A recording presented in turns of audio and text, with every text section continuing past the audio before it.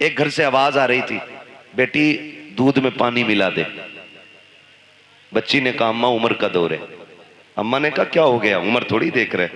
कहा अम्मा उम्र तो नहीं देख रहा, लेकिन उम्र का खुदा देख रहा है। उम्र का खुदा देख रहा है, लगा दे पानी दूध में। उसने कहा नहीं, मैं अपने रब के सामने चोरी नहीं कर सकती। हजरत उमर ने सुना, घर आ गए, गुलाम को भेजा, सुबह पता करो कौन है ये लोग। पता चला बेवा है, एक उसकी यतीम बच्ची है। अपनी बीवी से कहा मेरी शरीक है याद। कहा क्या? कहा तुम पूछ रही थी ना बेटे का रिश्ता किधर करना है, लड़की ढूंढो। कहा रात लड़की मिल गई है। कहा कहाँ है? कहा एक बेवा की बच्ची है, यतीम है।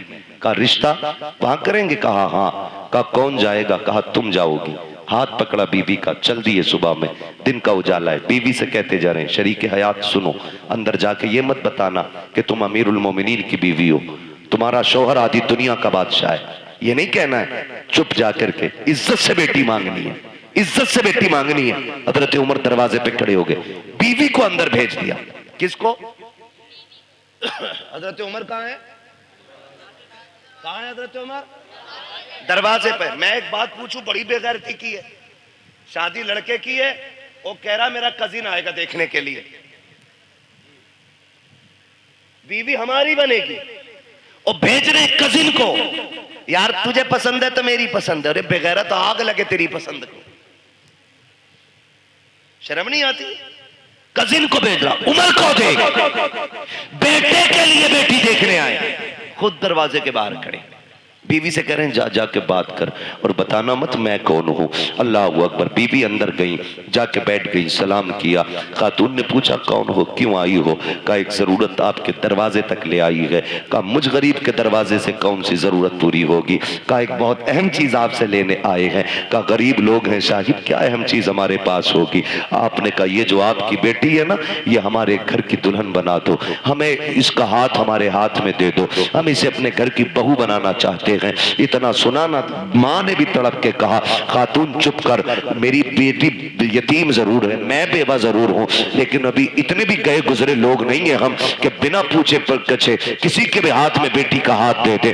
बता तू है कौन, कहां की रहने वाली है, हमारी बेटी का हाथ मांग रही है। यतीम समझ के हल्के में ना लेना, अभी मां जिंदा है, बताना तू है कौन। हजरत उमर की बीवी बात छुपा रही है, बताना नहीं चाहती है कौन है, किसकी बीवी है, किसके लिए हाथ मांगा जा रहा है। फिर जब मजबूर किया, कहा ऐसे हम किसी के हाथ में बेटी का हाथ नहीं देंगे, कम से कम पता तो होना चाहिए कौन लोग हैं सामने वाले। फिर डरते डरते कहती है सुनो, मैं उमर इब्ने खत्ताब की बीवी हूँ, जिसके लिए मैं हाथ मांग रही हूँ वो उमर खत्ताब का बेटा है। अल्लाह अकबर। इतना सुना है, जैसी इतनी बात सुनी है औरत का तेवर बदल जाता है। कहती किस उमर की बात कर रही हो, कहीं वही तो उमर नहीं है जो हमारा अमीरुल मोमिनीन है, कहीं उसी की बात तो नहीं करती हो जो आधी दुनिया का बादशाह है। बीवी ने गर्दन झुका के कहा माफ करना, मेरे सरताज ने मना किया था कि आपको ना बताओ, लेकिन बता रही हो। हाँ, उसी उम्र के बेटे के लिए आपकी बेटी का हाथ मांगने आई हो।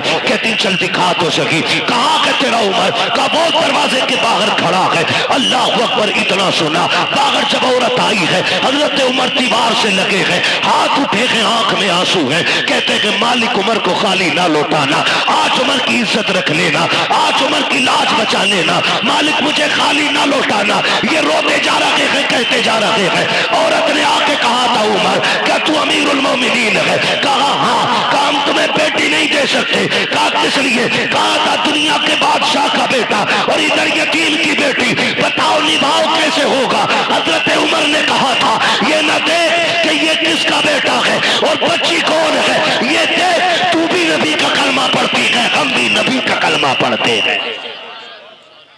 अल्लाह अकबर। इस शर्त पे रिश्ता हो गया, दुल्हन आ गई घर। सुनो भाई, 2 लाख के चक्कर में बेटे की लाश बेचने वालों,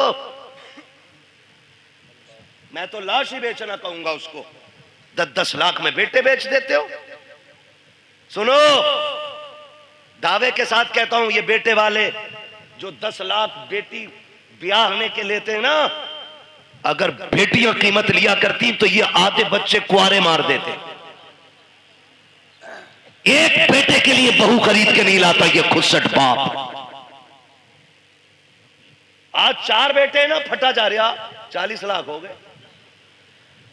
और 15 का दाव लग गया तो 15 चौका आधे करोड़ का मालिक बन गया। हिसाब लगाए बैठा उंगलियों पे। और वगैरह तो सुनो, 60 ले ले या 80 ले ले, तुझे बेड पे 1 मिनट बैठने नहीं मिलेगा। जिसकी पिलाई नापता फिर रहा ना क्या इंच है, उस पे तू बैठ नहीं सकता एक दिन भी। तेरे हिस्से में अगर आया तो ससुराल से मिला हुआ हुक्का ही आगा जो तेरे फेफड़े खराब करेगा। इसके अलावा तुझे कुछ नहीं मिलने वाला। तू मर क्यों रहा भाई? लिस्ट अब्बा के ही हाथ में। हटो मत। अल्लाह कादिर मुतलक, जो सेहरे देना जानता है वो सेहरे लेना भी जानता है। जो मेडिकल लाइन से लोग जुड़े, कितने हादसे ऐसे होते हैं। 18 साल का जवान, 20 साल का जवान, पता चला अभी शादी का रंग नहीं उतरा था कि जोड़े कफन में बदल गए। कुछ नहीं पता मौत का। मत इतराओ इतने। 10-10 लाख में बेचने की जरूरत नहीं। रिश्ता हुआ, निकाह हुआ, हजरत उमर के घर में आई बच्ची। हजरत उमर करीब आके कहते हैं, बेटी क्या बात थी उस दिन जो रात में तेरी माँ ने तुझसे कहा था? इतना सुना बच्ची के माथे पे पसीना आ गया। आपको कैसे पता? कहा मैं दरवाजे पे खड़ा था, दरवाजे पे खड़ा था। कहा जनाब बात ये थी कि मेरी माँ कह रही थी दूध में पानी मिला। मैंने कहा उमर का दौर है। उसने ये कहा कि उमर देख थोड़ी रहा है। फिर मैंने ये कहा उमर नहीं देख रहा तो उमर का खुदा तो देख रहा है। हजरत उमर रो दिए और हाथ पकड़ा बच्ची का। कहने लगे बेटी बता मैं कौन हूँ? बच्ची ने कहा आप मेरे चाचा लगते हो। फरमाने लगे ना बेटी, आज के बाद चाचा ना कहना, तू यतीम है, मुझे बाप कह के आवाज देना, मुझे बाप कह के आवाज देना। आज के बाद तू यतीम नहीं, आज के बाद उमर तेरे सर पे शफकत का हाथ रखता है। लेकिन सुन मेरी बेटी, रोज उमर को अदालत का काम रहता है, रोज फैसले सुनाने होते हैं। बेटी तेरी ड्यूटी इतनी है, जब उमर चलने लगे तो जो तूने अपनी माँ से कहा था खुदा देख रहा है, वही मेरे कंधे पे हाथ रखना और कहना अब्बा उमर फैसले सोच समझ के करना, खुदा देख रहा है। अगर तू ये कहती रखेगी उमर की अदालत से कोई फैसला कभी गलत नहीं हो सकता। तुम बहुओं को बाप वाला प्यार दो, वो तुम्हें बेटी वाला एहतराम देके दिखाएंगे। समझ रहे हो मेरी बात? बेटी वाला एहतराम आपको देंगी। जो बेटियां एक बाप को एहतराम देती हैं तो निकले इन सारे फसादों से। मॉल में दामाद नहीं खरीदना, दीनदार बच्चियां तलाश करें, दीनदार, हिप्पी कट नहीं। हाँ बहुत पुरानी कटिंग थी, वो याद है हमें। अब तो पता नहीं कौन कौन सी चल रही है। हाँ?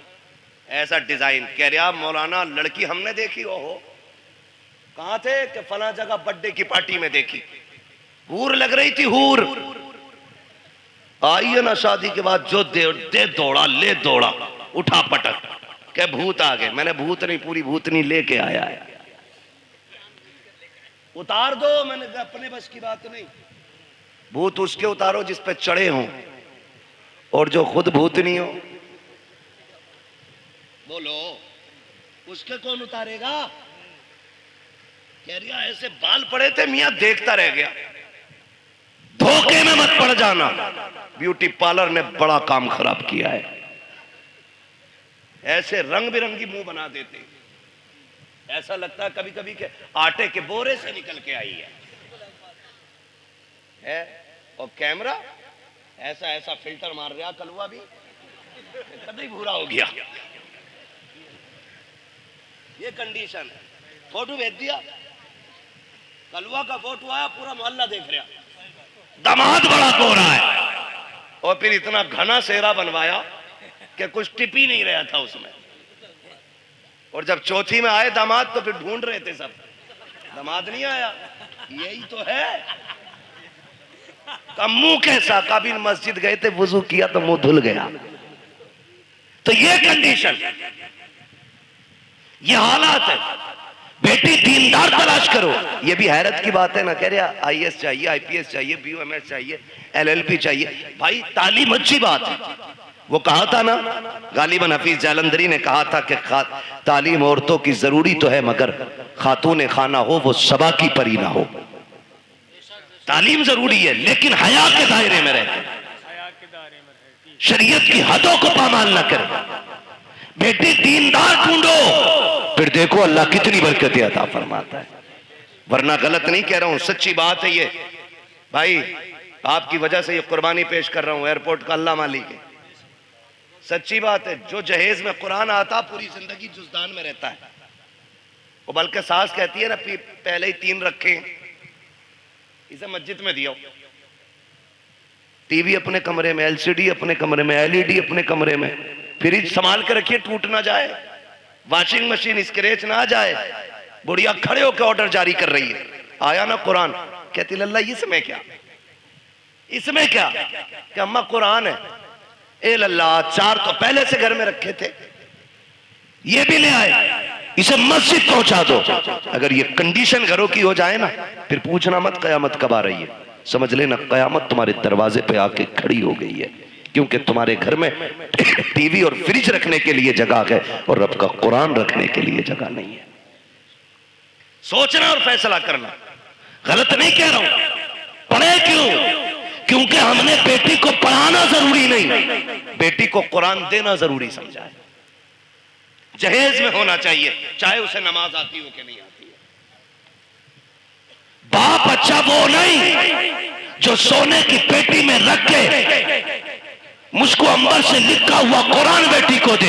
बाप वो बेहतर है जो जहेज में कुरान दे ना दे, बेटी के सीने में कुरान दे दे, इसलिए कि वो जहां जाएगी वहां जाकर के कुरान पढ़ेगी। लेके आओ कुरान वाली बेटी, फजर में उठ के मुसल्ला बिछाएगी, नमाज से फारिग होकर कुरान पढ़ेगी, रब की तस्बीह बयान करने के बाद शौहर की खिदमत करेगी, सास ससुर की खिदमत करेगी। फिर तुम देखना इन्हीं घरों के अंदर तुम्हें जन्नत के नक्शे नजर आएंगे। वरना याद रखना, आओ जितनी चाहे पढ़ी लिखी, जब तक शरीयत रखी होगी उस वक्त तक घर में जन्नत रखी होगी। मैंने पहले कहा था, घर कभी भी दौलत से नहीं, मदीने वाले की सुन्नत से चला कर। आप बच्चियों को कुछ पढ़ाएं या ना पढ़ाएं, लेकिन कुरान पढ़ाएं। मेरे ख्याल से आपके इलाके में भी इदारा है ना, हमारे नवाब भाई ने बताया था, मुझे याद आ रहा है, काफी पहले बताया था कि ये समूदिया में बच्चियों का इदारा कायम कर रहे हैं, वो मेरे ख्याल से कायम कर दिया है माशाल्लाह, लिंटर की तैयारी है।